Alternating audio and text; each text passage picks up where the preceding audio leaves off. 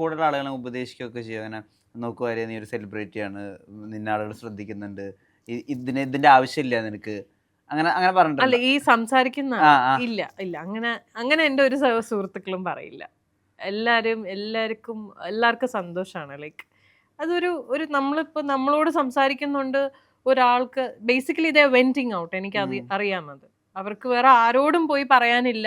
പിന്നെ ചില ആൾക്കാർക്ക് പേടി, അതായത് അവരുടെ തന്നെ സുഹൃത്തുക്കൾ അവരെ ജഡ്ജ് ചെയ്യുമോ എന്നുള്ള പേടി, അല്ലെങ്കിൽ അവരുടെ തന്നെ ആൾക്കാർ അവരെ ജഡ്ജ് ചെയ്യുമോ എന്നുള്ള പേടിയിൽ അടുത്ത ആൾക്കാരോട് പറയാണ്ട് ഒരു പരിചയമില്ലാത്ത എന്നോട് വന്ന് പറയുന്നു.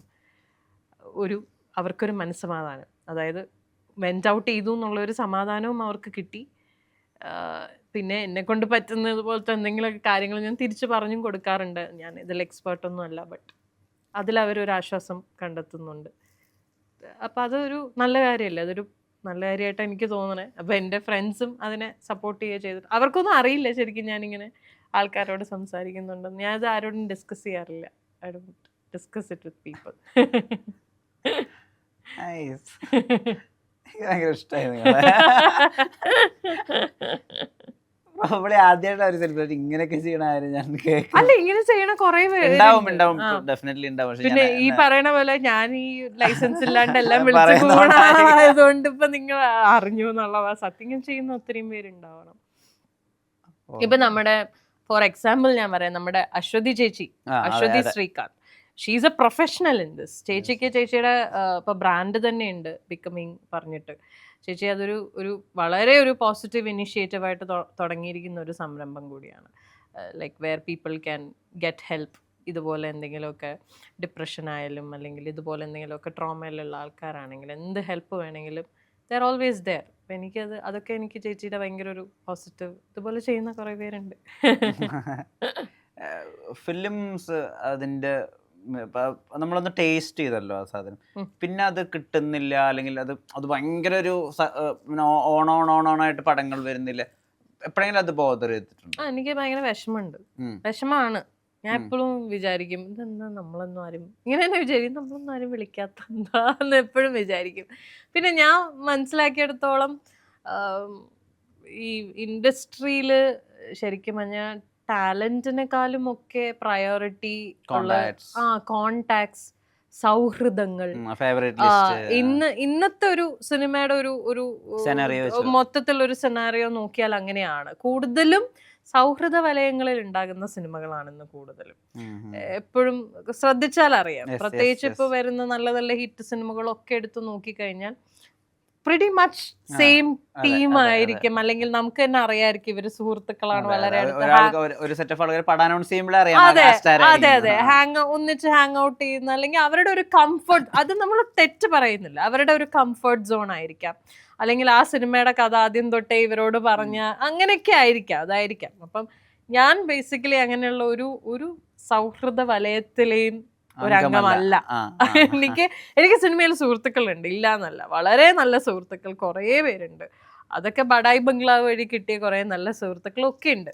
പക്ഷെ ഈ പറയുന്ന പോലെ ഒരു ഇൻഡെപ്ത് ഒരു ഗ്രൂപ്പിന്റെയും അല്ലെങ്കിൽ ഒരു സർക്കിൾ ഓഫ് ഫ്രണ്ട്സിന്റെ പാർട്ടല്ല ഞാൻ. അതുകൊണ്ടായിരിക്കാം ചിലപ്പം. പിന്നെ ഈ പറയുന്ന പോലെ ലക്ക് ഒരു വലിയ ഫാക്ടറാ. അതായത് ഒരു തിരക്കഥാകൃത്ത് ഒരു കഥ എഴുതുമ്പോൾ, അല്ലെങ്കിൽ ഒരു സംവിധായകൻ ഒരു സിനിമ ഡിസൈൻ ചെയ്യുമ്പോൾ, ഈ കഥാപാത്രം ആര്യ ചെയ്താൽ നല്ലതാവും എന്ന് അവരുടെ തോട്ടിൽ എൻ്റെ പേര് വരണം. ഇത് കടൽ പോലെ കിടക്കല്ലേ, എത്ര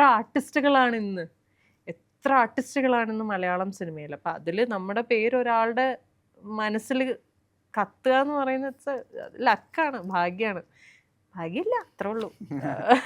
മൊത്തത്തിലില്ല എന്ന് ഞാൻ പറയില്ല കേട്ടോ. ഞാൻ എത്രയോ നല്ല സിനിമകൾ ചെയ്യാനും പറ്റി. ഇപ്പം കുഞ്ഞിരാമായണത്തിലെ മല്ലികയൊക്കെ എത്ര കാലം കഴിഞ്ഞാ ഇന്നും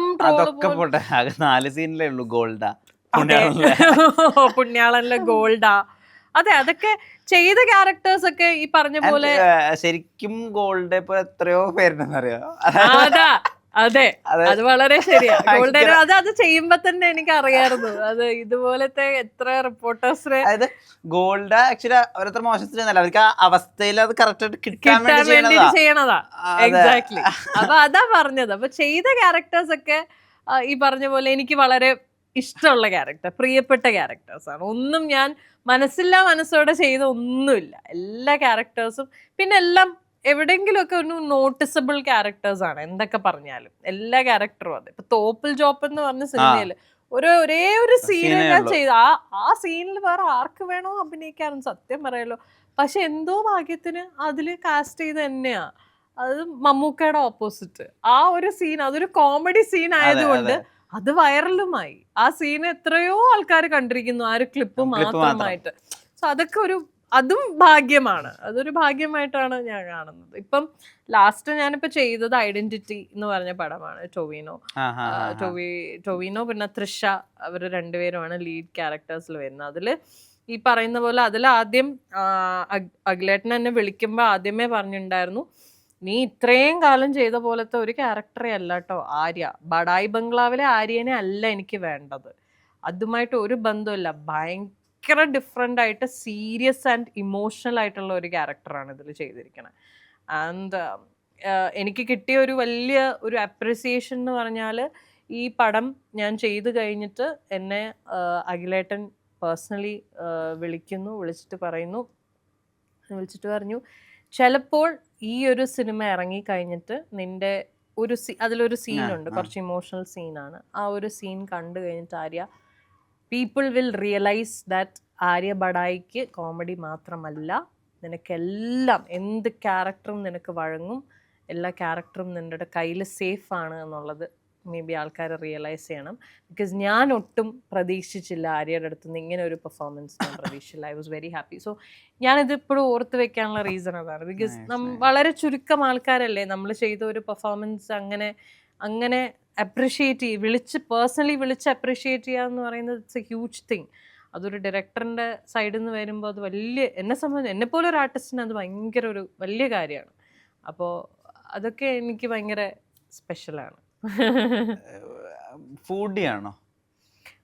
ആണ്. ഇടയ്ക്കൊക്കെ വിചാരിക്കും ഭയങ്കര ഡയറ്റ് ഒക്കെ ചെയ്യണം എന്നൊക്കെ വിചാരിക്കും. പക്ഷെ ഇല്ല, എന്റെ കയ്യിൽ നിന്ന് പോകും. ഷുഗർ കട്ടൊക്കെ ആയിരുന്നു ഞാൻ. ഒരു 1 month ഒക്കെ ഭയങ്കര ഷുഗർ കട്ടായിരുന്നു.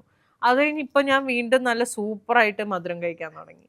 അപ്പൊ എന്റെ വീട്ടിലൊക്കെ കളിയാക്കും, വലിയ ഷുഗർ കട്ട് ഡയറ്റുകാരിയാണ്, ഇരുന്ന് കഴിക്കണണ്ടില്ലേ. അത് തന്നെ മൂഡ് പോലെ ഇരിക്കും. ചിലപ്പോ ഇങ്ങനെ ഇപ്പൊ ഞാൻ വിചാരിക്കാം നാളെ തൊട്ട് ഷുഗർ കട്ട് ഡയറ്റ് എന്ന് വിചാരിച്ച് ഞാൻ ചെയ്യും. പക്ഷെ വിചാരിക്കണം. ഫിറ്റ്നസ് ഒന്നും നോക്കണ ആളല്ല സത്യം. ഒന്നും എന്താ അവർ ഗ്ലാസ് ആരെ കാണിക്കാനാ? അല്ല ഇപ്പൊ സത്യം പറഞ്ഞ ഇപ്പൊ എല്ലാരും കളിയാക്കുന്നത് വെച്ചാൽ ഇപ്പൊ ഞാൻ ഡയറ്റ് ഒക്കെ ചെയ്യുമ്പോഴേ വീട്ടിൽ നിന്ന് ചോദിക്കും, വല്ല പരിപാടിയും ചെയ്യണ്ട, ഒന്നും ഇല്ലല്ലോ, ചുമ്മാ വീട്ടിൽ ഇരിക്കാനല്ലേ, ഒരു ഫിറ്റ്നസ്സും നോക്കണ്ടെന്ന് പറയും. അല്ലേ? അപ്പൊ ഞാനൊരു ശരിയാണല്ലോ, ഇതിപ്പോ ആരെ കാണിക്കാനാ. ഇപ്പൊ നമ്മള് on screen regularly TV show ഒക്കെ ചെയ്തുകൊണ്ടിരിക്കുമ്പോ നമ്മൾ വിചാരിക്കും, അയ്യോ മറ്റേ എല്ലാ ടൈപ്പ് ഡ്രസ്സൊക്കെ ഇടണം, അപ്പം ക്യാമറയിലൊക്കെ നല്ല ഫിഗറൊക്കെ സൂപ്പർ ആയിട്ടിരിക്കണം. ഇപ്പൊ എന്ത് ആരെ കാണിക്കാൻ? ആകപ്പാടെ വരണത് കാഞ്ചീപുരത്തിന്റെ ലൈവിലാ ഡെയിലി. അത് എന്റെ ഇത്രേ കാണുള്ളൂ. അതുകൊണ്ട് അതൊന്നും പിന്നെ നോക്കാറേ ഇല്ല.